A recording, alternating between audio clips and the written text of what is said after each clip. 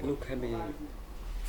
Hello, Kemi. I just want to quickly explain the concept of um, the concept of density, because you need actually to understand density so as to be able to follow this problem, to be able to solve it.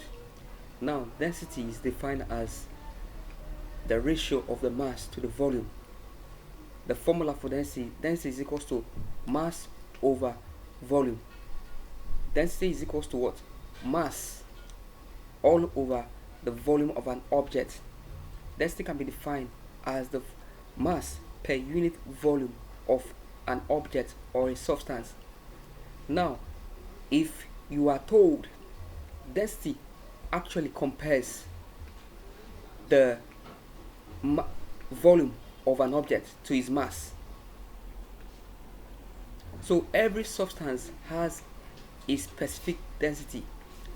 Take for instance, if you are told that the density of let's say iron is 2 kilogram per meter cube,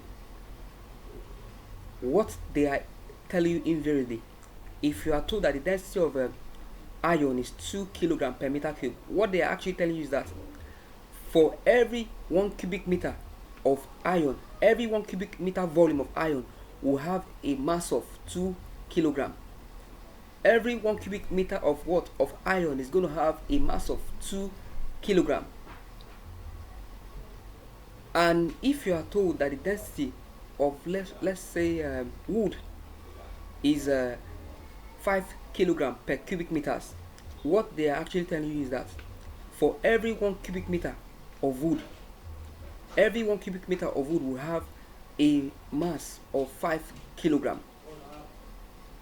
Okay, if you are told that the density of let's say brass is 0.1 kilogram per cubic meters, this implies that every 1 cubic meter volume of brass will have a mass of 0.1 kilogram. So when you are given the density of a substance, indirectly they've given you how the ratio of the volume of that substance to its mass, how they compare.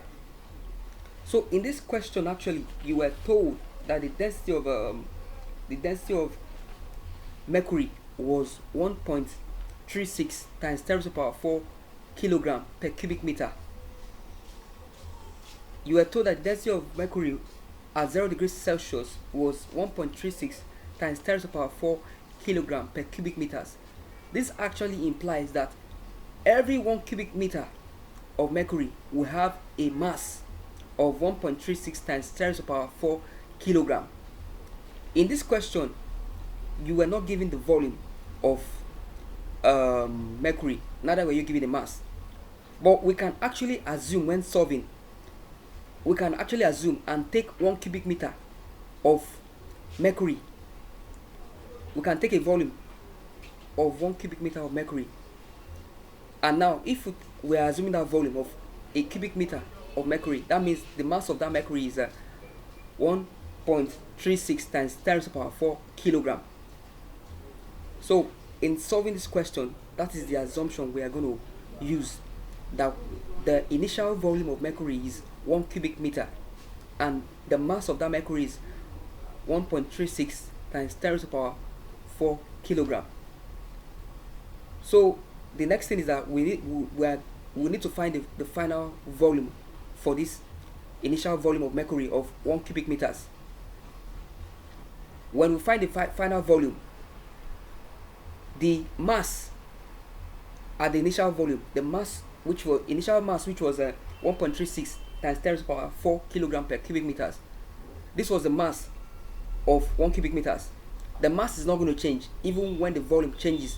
When this mercury is heated to 100 degrees Celsius, the volume is going to change, but the mass will still remain constant.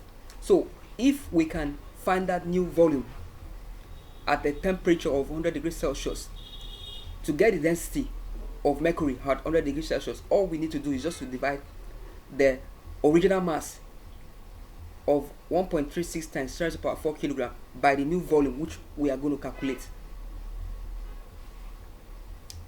So I hope this is clear.